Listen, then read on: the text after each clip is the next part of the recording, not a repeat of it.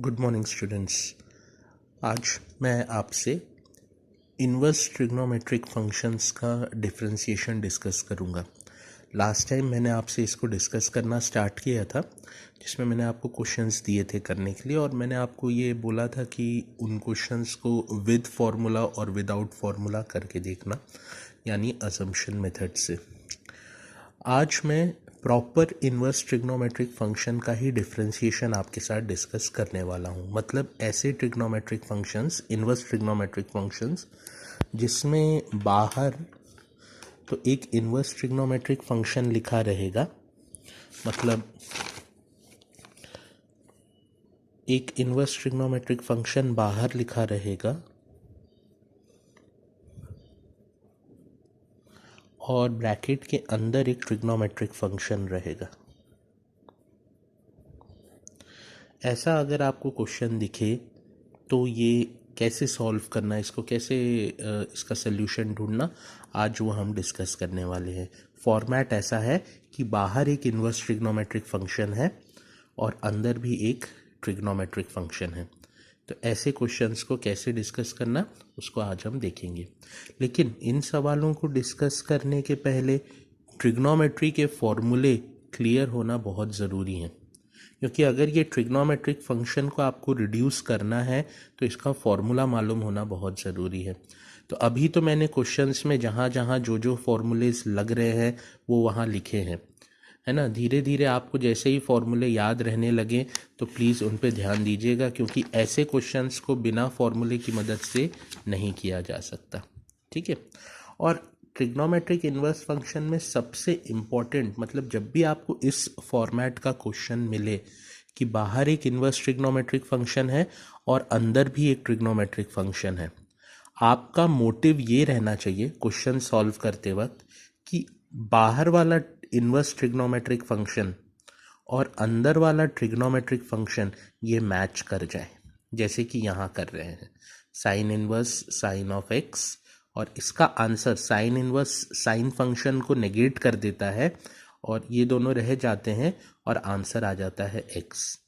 तो जब भी क्वेश्चन आया, आपका मकसद, आपका मोटिव ये रहना चाहिए कि ब्रैकेट के अंदर जो ट्रिग्नोमेट्रिक फंक्शन है उसको कुछ भी करके बाहर वाले इन्वर्स ट्रिग्नोमेट्रिक फंक्शन से मैच करा दूं। मतलब ये दोनों फंक्शंस आपस में मैच करने लगें, जैसे कि यहाँ दिख रहा है। क्योंकि मैच हो जाते हैं तो आंसर सिर्फ एक्स आ जाता है, और एक्स को डिफरेंशिएट करना बड़ा आसान है।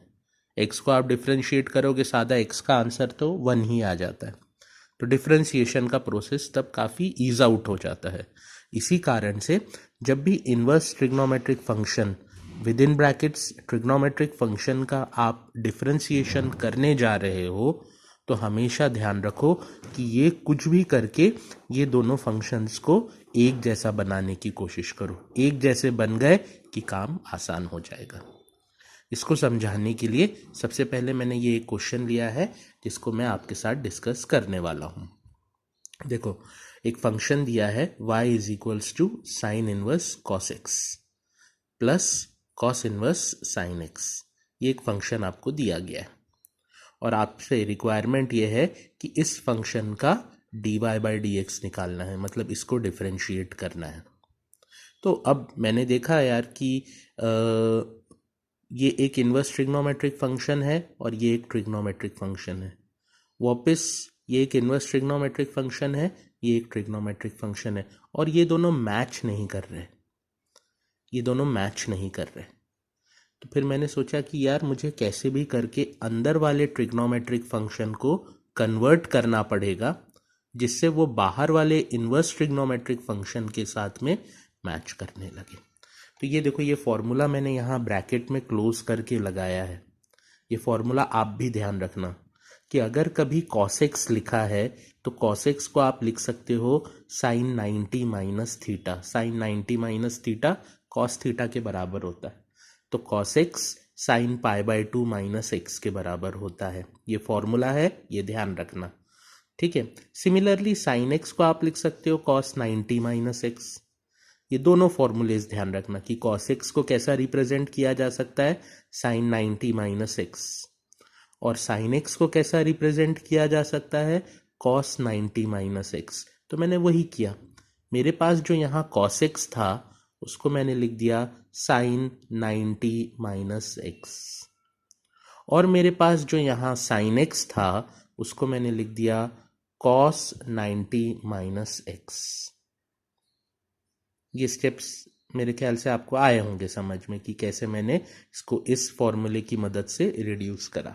मोटिव क्या था कि अंदर वाला ट्रिग्नोमेट्रिक फंक्शन और बाहर वाला इन्वर्स ट्रिग्नोमेट्रिक फंक्शन ये मैच करने लगे, तभी कुछ यहाँ से कैंसलेशन होगा। तो अब ये फॉर्मूला है, मैंने एक और इसी क्वेश्चन में यूज होने वाला दूसरा फॉर्मूला ये है कि sine inverse of sine x काय के बराबर रहता है एक्स के। तो जैसे ही मैंने sine inverse sine pi by 2 minus x लिखा, ये साइन फंक्शन को इस इनवर्स ट्रिग्नोमेट्रिक फंक्शन ने नगेट कर दिया, इसका इफेक्ट खत्म कर दिया। तो ये साइन और साइन इनवर्स ट्रिग्नोमेट्रिक फंक्शन यहाँ से हट जाएंगे, क्योंकि इसका इफेक्ट ये एंटीडोट ये यहाँ प्रेजेंट है, ये एंटीडोट ने इसके इफेक्ट को ख़त्म कर दिया। तो सिर्फ बचा क्या, पाई बाय 2 माइनस एक्स। तो देखो मैंने यहाँ लिखा पाई बाय 2 माइनस एक्स, प्लस का साइन, ये जो प्लस का साइन क्वेश्चन में शुरू से चला आ रहा है वो प्लस का साइन भी यहाँ पे लिखा हुआ है। और सिमिलरली यहाँ नीचे वाले स्टेप में भी कॉस इनवर्स फंक्शन ने कॉस का इफेक्ट ख़त्म कर दिया, तो बचा क्या, पाई बाय 2 माइनस एक्स। यहाँ पे भी लिखा पाई बाय 2 माइनस एक्स। अब मेरे पास बच गए pi by 2 minus X, pi by 2 minus X, मतलब 2 pi by 2 minus X. Y की वैल्यू आ गई मेरी 2 पाई बाय 2 माइनस एक्स। और फिर मैंने दोनों तरफ डिफ्रेंशिएट करा, यहाँ पे भी D by D X, Y की वैल्यू यहाँ पे क्या आ गई मेरी 2 पाई बाय 2 माइनस एक्स। और फिर मैंने डिफरेंशिएट करा, एलएचएस में भी करा और आरएचएस, डिफरेंशिएट का ऑपरेटर लगाया, डी बाई डी एक्स दिख रहा होगा आपको, ये डी बाई डी एक्स का ऑपरेटर लगाया, लेफ्ट में भी लगाया और राइट में भी लगाया। तो जैसे ये राइट में लगा तो 2 पाई बाय 2 माइनस एक्स को डिफरेंशिएट करने के लिए तैयार हुआ। 2 बीइंग अ कांस्टेंट टर्म वो डिफरेंशिएशन के बाहर आ जाता है। तो देखो मैंने यहाँ पे 2 को डिफरेंशिएशन के बाहर कर दिया, और D by D x of pi by 2 minus x. अब डी बाई डी एक्स क्योंकि बीच में प्लस माइनस का साइन है, तो पाई बाय 2 के साथ भी लगा डी बाई डी एक्स और एक्स के साथ भी लगा। पाई बाय 2 तो एक कांस्टेंट टर्म है, उसका डिफरेंशिएशन हो गया 0, और एक्स का डिफरेंशिएशन हो गया 1, माइनस का साइन था तो -1, और 2 इंटू -1 का आंसर आ गया -2। तो इस डिफरेंशिएशन का, इस इनवर्स ट्रिग्नोमेट्रिक डिफरेंशिएशन के क्वेश्चन का आंसर आ रहा था -2। इसका जो कंसेप्ट है कि बाहर वाला इनवर्स ट्रिग्नोमेट्रिक फंक्शन और एफ वाला ट्रिग्नोमेट्रिक फंक्शन को एक साथ मैच कराओ, फॉर्मूले उसी के ऊपर ध्यान में रखते हुए हमें लगाने हैं। ठीक है, अब आप देखो मैं नेक्स्ट क्वेश्चन आपको समझा रहा हूँ। नेक्स्ट क्वेश्चन समझाने के पहले मैंने ट्रिग्नोमेट्री के बहुत इंपॉर्टेंट फॉर्मूलेज आपके सामने लिखे हुए हैं। ये क्वेश्चन अब जो बताने वाला हूँ इन फॉर्मूले पे ही बेस्ड है, ध्यान से देखना ये फॉर्मूले। पहला फॉर्मूला है 1 माइनस कॉस एक्स का। 1 माइनस कॉस एक्स का फॉर्मूला रहता है 2 साइन स्क्वायर एक्स अपॉन 2।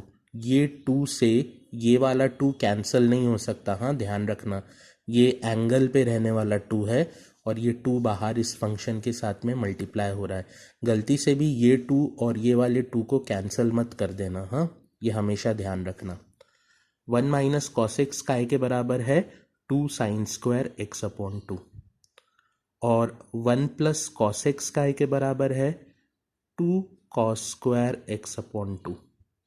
ये बहुत इंपॉर्टेंट फॉर्मूलेज हैं ये दोनों फॉर्मूले ध्यान रखना, क्योंकि आज मैं इस पे बेस्ड आपको क्वेश्चंस दूंगा करने के लिए, तो ये फॉर्मूले आपको रिफर करते आने चाहिए। दूसरा एक और फॉर्मूला मैंने लिखा है साइन 2x का, जो कि फॉर्मूला है 2 साइन एक्स कॉस एक्स। और सिर्फ साइन एक्स का भी एक फॉर्मूला लिखा है जो कि है 2 sin x/2 cos x/2। तो ये चारों फॉर्मूलेज प्लीज ध्यान रखना, क्योंकि ये क्वेश्चंस में आज हमें यूज होंगे। ये क्वेश्चंस में इन पे बेस्ड अब आपको दूंगा करने के लिए। कुछ एग्जाम्पल समझा रहा हूं, वो एग्जाम्पल्स को ध्यान से देखो। अब जैसे एक क्वेश्चन है y इज इक्वल्स टू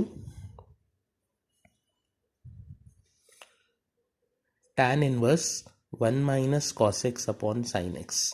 मतलब आपने देखा यार, बाहर एक इनवर्स ट्रिग्नोमेट्रिक फंक्शन है और एफ एक्स में एक ट्रिग्नोमेट्रिक फंक्शन है, लेकिन ये जो ट्रिग्नोमेट्रिक फंक्शन है ये tan इनवर्स जैसा तो नहीं दिख रहा। और मैंने बताया प्रायोरिटी क्या रहनी चाहिए, यहाँ जो ट्रिग्नोमेट्रिक फंक्शन है वो वैसा ही दिखना चाहिए जैसा कि बाहर इनवर्स ट्रिग्नोमेट्रिक फंक्शन मौजूद हो।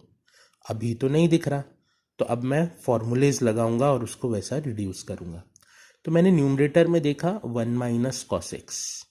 मैंने देखा मेरे फॉर्मूले लिस्ट में 1 माइनस कॉस एक्स का कोई फॉर्मूला था क्या, तो मेरे को ये सबसे टॉप वाला फॉर्मूला दिखा। हाँ, 2 साइन स्क्वायर एक्स अपॉन 2। तो मैंने यहाँ लिख दिया 2 sine square x upon 2। Is this clear? ये बात आई समझ में? 2 साइन स्क्वायर एक्स अपॉन 2। और डिनोमिनेटर में था साइन एक्स। मैंने देखा साइन एक्स का कोई फॉर्मूला है, हाँ है, 2 sign X upon 2 cos X upon 2। तो मैंने लिख दिया 2 sign X upon 2 cos X upon 2। अब ये 2 से ये न्यूमरेटर वाला 2 कैंसल आउट हो जाएगा, ये वाला 2 और ये वाला 2 कैंसल आउट हो जाएगा। ये साइन स्क्वायर एक्स अपॉन 2 है, मतलब साइन स्क्वायर एक्स अपॉन 2 का मतलब क्या, sign X upon 2 into sine X upon 2। Sine square x upon 2 का मतलब क्या होगा, साइन स्क्वायर एक्स अपॉन 2 का मतलब होगा sign X upon 2 into sine X upon 2। तो ये साइन स्क्वायर एक्स अपॉन 2 को ऐसे ही लिखूंगा, sign X upon 2 into sine X upon 2। और एक ये नीचे वाला साइन एक्स अपॉन 2 ऊपर वाले साइन एक्स अपॉन 2 को कैंसिल कर देगा। तो मेरे पास ये फंक्शन कुछ ऐसा दिखने लगेगा, tan इनवर्स 2 से 2 कैंसिल हो गया, एक साइन एक्स अपॉन 2 से एक साइन एक्स अपॉन 2 कैंसिल हो गया, तो ये बन गया tan inverse sine X upon 2 upon cos X upon 2, जो कि काय के बराबर रहता है tan X upon 2। tan theta काय के बराबर रहता है, sine theta upon cos theta रहता है ना। tan theta is equals to sine theta upon cos theta. तो ये बन जाएगा tan inverse tan X upon 2। अब tan इनवर्स से tan फंक्शन नेगेट आउट हो जाएगा, इसका इफेक्ट खत्म हो जाएगा और सिर्फ बच जाएगा y की वैल्यू x अपॉन 2। अब आपको इसका डिफ्रेंशिएशन करना था, तो आपने दोनों तरफ D by D X operator लगा दिया, D by D X Y पे भी, D by D X R H S पे भी। तो ये तो बन गया D Y by D X, और x अपॉन 2 का डिफ्रेंशिएशन होता है 1 अपॉन 2, क्योंकि 1 अपॉन 2 कॉन्स्टेंट है, बाहर आ जाएगा, x का डिफ्रेंशिएशन 1 हो जाएगा, तो आंसर आ जाएगा 1/2। Is this clear? ये आया आप लोगों को समझ में?